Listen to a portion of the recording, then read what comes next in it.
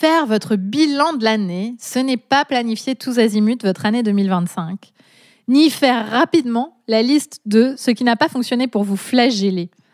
Je vous vois, cher perfectionniste.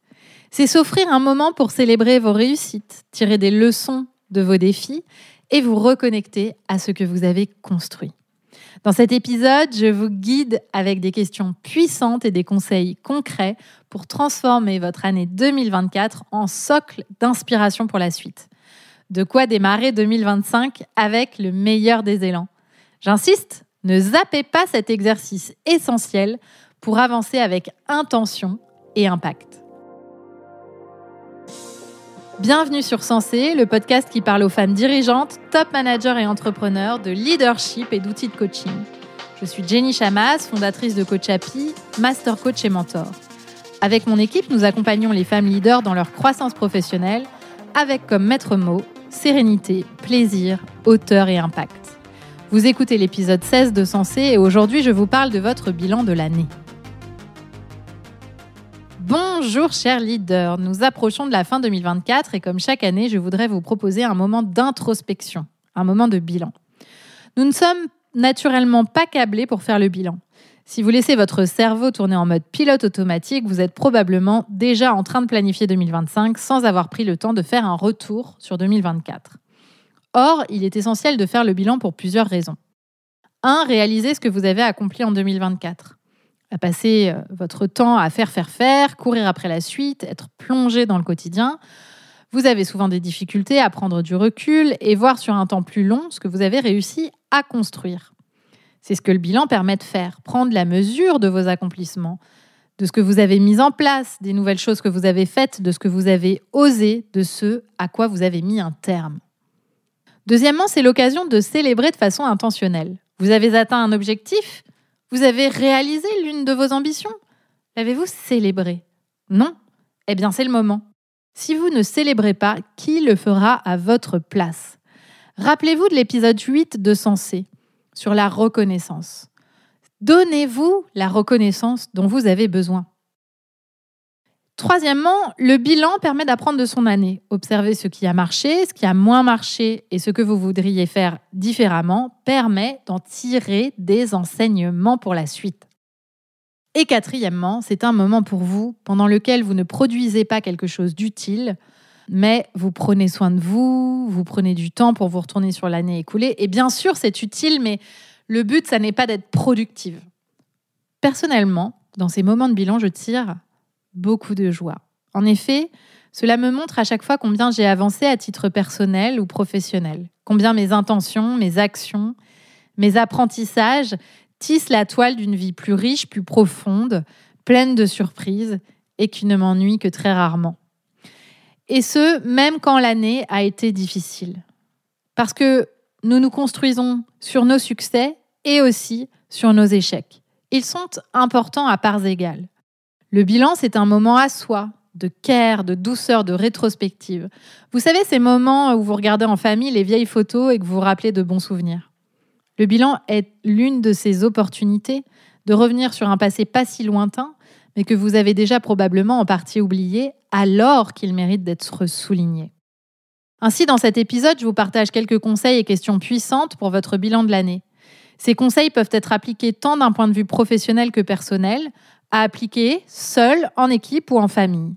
Faire le bilan est très simple à partir du moment où vous savez quelles questions vous posez. Et c'est là que j'interviens. On va justement y revenir un peu plus loin. Avant ça, c'est le moment de presser pause sur ce podcast et d'attraper un carnet et un crayon pour noter tous les conseils de mise en pratique que vous pourrez ensuite utiliser au moment de votre bilan. Première étape, choisissez votre moment. Je vous conseille de définir un moment précis où vous allez faire votre bilan. Vous êtes une personne survoltée, vous n'avez pas une minute à vous ? Prenez 1 heure dans les prochains jours. Vous avez plus de temps ? Prenez-en 2, voire pourquoi pas une journée rien que pour vous, de bilan et de cocooning. Vous dirigez une entreprise, une business unit, une équipe et vous voulez faire cet exercice en équipe ? Prévoyez-le au moins 2 semaines en avance et invitez les personnes concernées en leur demandant de préparer la réunion en envoyant les questions en avance. Et je vous rassure, On a le droit de faire un bilan début janvier si vous n'avez pas le temps de l'organiser avant. Il vaut mieux le faire un peu plus tard, mais le faire quand même. Deuxième point, choisissez votre lieu. Que votre bilan soit professionnel, personnel ou même les deux, je vous conseille de le faire en terre inconnue, c'est-à-dire ni chez vous ni au bureau. Par exemple, je choisis un café pour le faire quand je suis seule, et en équipe, je loue une jolie salle de réunion avec un canapé et une table basse pour créer une atmosphère différente d'une journée de travail lambda. Votre environnement compte car c'est ce qui va vous permettre de sortir du quotidien et des réflexes automatiques pour vous plonger dans cette rétrospective. De quoi avez-vous besoin ? Eh bien, de pas grand-chose à part des questions puissantes. Mais si vous voulez agrémenter, je vous suggère de démarrer la journée par une méditation dans le silence ou guidée. 10 minutes suffisent. L'idée est de vous connecter à votre respiration et d'ouvrir l'espace pour aborder ce moment le cœur ouvert, pleine de curiosité et ancré. Je vous conseille aussi d'avoir avec vous un carnet et un crayon. Bien sûr, vous pouvez le faire sur ordinateur, mais l'impact n'est pas toujours le même pour le cerveau. Si vous aimez dessiner, si vous aimez les couleurs, eh bien, c'est le moment. Vous pouvez vous amuser sur des feuilles blanches. Je vous suggère d'être dans un endroit cosy avec quelque chose qui vous fait plaisir. Boisson chaude, douceur. C'est l'hiver, un moment d'introspection, de retour à soi, un moment où on traverse nos ombres. Alors, on prend soin de soi. Si vous le faites en équipe, le confort sera apprécié et permettra une ambiance détendue dans laquelle la parole pourra être plus libre. Et puis, je vous suggère aussi l'accès à l'agenda de l'année. À titre d'exemple, quand je fais mon propre bilan, je passe d'abord quelques minutes à me remémorer l'année. Les projets, les prises de parole, les voyages, les rencontres, tous ces moments importants sont dans mon agenda. C'est très facile d'y revenir et ainsi de s'en rappeler. Et ce dont vous avez le plus besoin, ce sont les questions à vous poser. Alors, prenez des notes. Voici les questions de coaching que je vous propose pour faire votre bilan annuel. Ces questions sont pensées pour vous aider à orienter votre cerveau. Car si vous vous demandez simplement quel est votre bilan, il risque d'être un peu pauvre. Ici, on va chercher un bilan de l'année qui soit riche, qui soit un véritable moment d'introspection, de prise de recul, de célébration et d'apprentissage. Vous êtes prêtes ?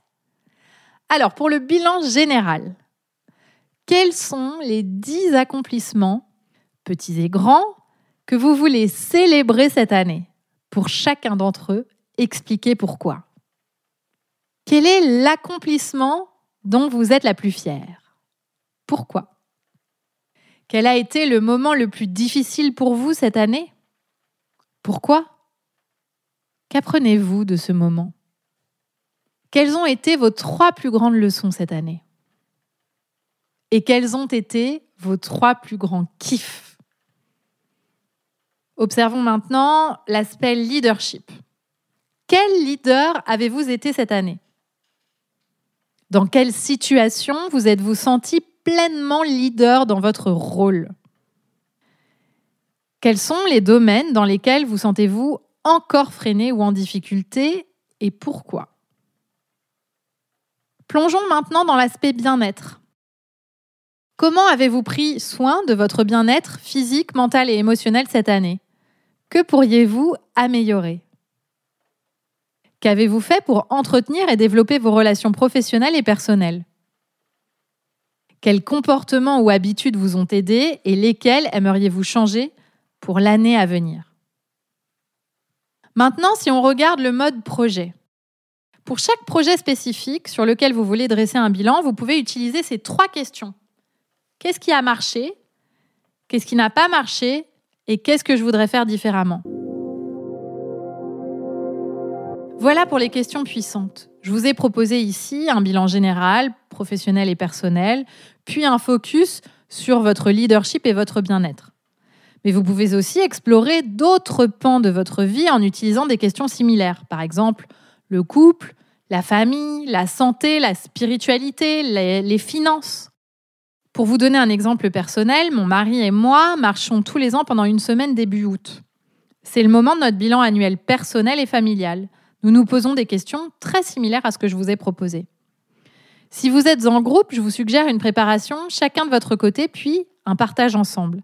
C'est riche de faire un bilan ensemble. notamment en équipe, car il y aura encore plus de choses à célébrer et encore plus d'apprentissage. Ici, vous l'aurez remarqué, je distingue volontairement le bilan de la suite. La suite, ce sont souvent des intentions pour l'année suivante, des objectifs, des nouvelles habitudes. Sauf que, humainement et cognitivement, nous passons beaucoup trop vite de l'un à l'autre. Ça ne laisse pas assez de temps pour intégrer ces apprentissages, ni pour s'en féliciter et les célébrer. Alors, mon invitation en cette fin de podcast est la suivante. Avant de passer aux objectifs pour l'année suivante, laissez-vous au moins quelques jours pour savourer et décider consciemment de ce que vous allez faire pour célébrer votre plus bel accomplissement de l'année. Ensuite, vous pourrez planifier la suite, réfléchir l'année à venir. Chers leaders, je vous souhaite un très bon bilan et je vous propose de partager avec nous votre plus bel accomplissement. Rendez-vous sur Instagram, sur jennychamas_mastercoach. Taguez-nous en story ou sur un post pour partager l'accomplissement que vous souhaitez célébrer. Et on aura la joie de vous repartager. Merci pour votre écoute. N'oubliez pas d'en parler autour de vous et de laisser 5 étoiles sur votre plateforme d'écoute si l'épisode vous a plu. Rendez-vous sur notre site jennychamas.com pour en savoir plus sur nos accompagnements et activités ou sur Instagram et LinkedIn pour en discuter. Et rendez-vous la semaine prochaine pour un épisode dans lequel Alice Grittam, coach de mon équipe, vous parlera de sens.